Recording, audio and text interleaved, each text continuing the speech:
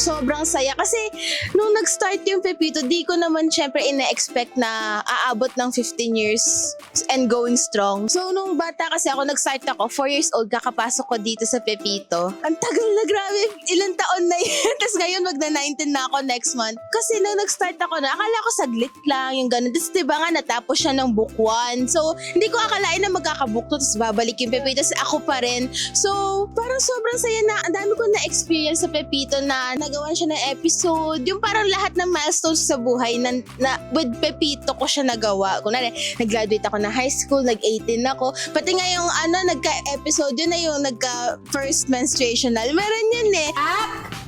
Clarissa! Andito na ang nanay. Buksan mo na to.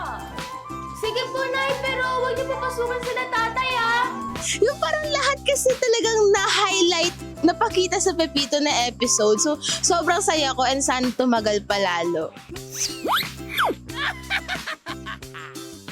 Mahalagang paalala, ang Yulol ay hindi gamot pero nakakagamot ng anumang uri ng lukot at bagot. One click lang, subscribe na!